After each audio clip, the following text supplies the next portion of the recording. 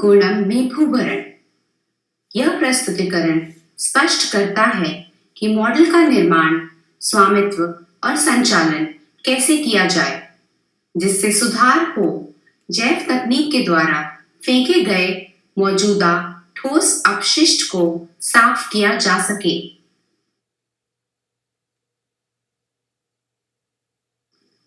कुंभकोणम तमिलनाडु राज्य के तंजावुर जिले में त्रिची से 100 किलोमीटर और चेन्नई से 300 किलोमीटर दूर स्थित है। कुंभकोणम में प्रतिदिन 70 मीट्रिक टन MSW का उत्पादन होता है। वे कारण जिनकी वजह से बायोमाइनिंग को बायोकेपिंग के ऊपर प्राथमिकता देना विचारणीय है। बायोमाइनिंग से भूमि का पुनः उपयोग बिना किसी अतिरिक्त खर्च के हो सकता है। बायोकेपिंग में भूमि का पुनः उपयोग नहीं हो सकता और साल दर साल मीथेन और लीचेट को व्यवस्थित रखने के लिए रखरखाव का खर्च वहन करना पड़ता है। भूमि की पुनः प्राप्ति से ULBs, MSW प्रसंस्करण सुविधा, बायोमिथेनेशन उपकेंद्र आदि लगा के अपने कूड़े घर को कुशलता पूर्वक इस्तेमाल कर सकते हैं और भविष्य में होने वाले MSW प्रदूषण से बच सकते हैं। वजन की जगह आयतन के माप पर विचार।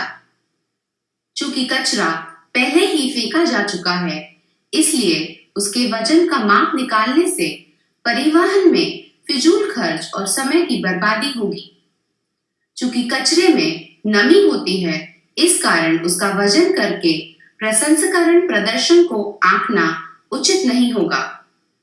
यह संभावना भी है कि ठेकेदार बिल बढ़ाने के लिए कचरे के भारी अंशों को साफ कर हल्के अंशों को वहीं छोड़ दे। कचरे की माप अगर आयतन से की जाए तो भूमि की पुनः प्राप्ति का सही आंकलन लग सकता है। नगर पालिका ने यह जानने के लिए कि लैंडफिल्स में भरे कचरे को साफ कैसे किया जाए, कई सेवा प्रदाताओं को संपर्क किया। जिग्मा को भी बायोमाइनिंग पर प्रदर्शन देने के लिए आमंत्रित किया गया। सिग्मा ने प्रस्तुति से पहले इस बात का आंकलन लगाने के लिए कि कितना कचरा फेंका जाता है, एक रूपरेखा तैयार की। उसने फिर इस बात का अनुमान लगाया कि कूड़ा घर साफ करने में कितना समय लगेगा। टेंडर देने से पहले इन दो बिंदुओं को मापदंड माना गया। इस प्रस्तुति के दौरान एक प्रश्नोत्तर काल रखा गया जो कि कुंभकोणम कूड़ा घर पर आधारित था। इसमें नगर पालिका कर्मचारी, स्वच्छता निरीक्षक, प्रदूषण नियंत्रण संघ के प्रतिनिधि, नगर पालिका स्वास्थ्य अधिकारी आदि शामिल थे। उन सभी के सहमत होने पर ULB ने सिग्मा को टेंडर दे दिया। यह कूड़ा घर एक धब्बे की तरह था और इसमें कूड़ा डालने की जगह नहीं बची थी। 10.5 एकड़ की जमीन में से 7.5 एकड़ की जमीन सिर्फ MSW से भरी थी और बाकी जमीन ग्रीन कवर और अन्य उपयोगी चीजों के लिए प्रयोग में लाई जाती थी। कूड़े के ढेरों की औसत ऊंचाई 7 मीटर थी। किसी भी MSW प्रक्रिया सुविधा को शुरू करने की जगह नहीं बची थी। पूर्णतः कूड़े से भरी साइटें हमें दी गईं, जिनमें यंत्रों को खड़ा करने की भी जगह नहीं थी।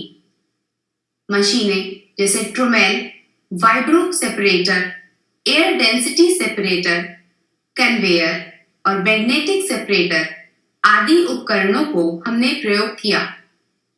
सभी यंत्र गतिमान थे ताकि काम पूरा होते ही उन्हें हटाया जा सके। यह प्लांट अगस्त 2015 में शुरू हुआ।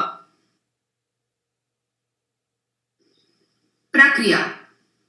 पहला कदम अपशिष्ट का स्थिरीकरण। दूसरा कदम प्रसंस्करण और अलगाव। यह उपकेंद्र 14 तरह के समुच्चयों का अलगाव करने में सक्षम है, जिससे जिम्मेदाराना ढंग से कुशलतापूर्वक निपटान किया जाता है। यह उपकेंद्र 100% समुच्चयों का निपटान करता है। इस उपकेंद्र ने 0% समुच्चयों को खारिज किया, जिसका यह मतलब निकलता है कि कोई भी समुच्चय वापस लैंडफिल में फेंका नहीं जाता।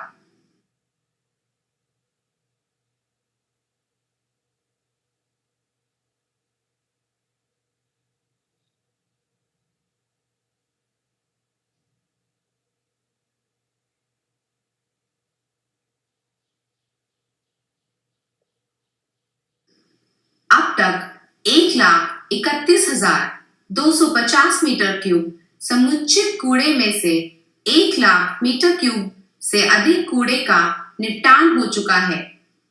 7.5 एकड़ कचरे से ढकी जमीन में से अब तक 5 एकड़ वापस मिल चुकी है।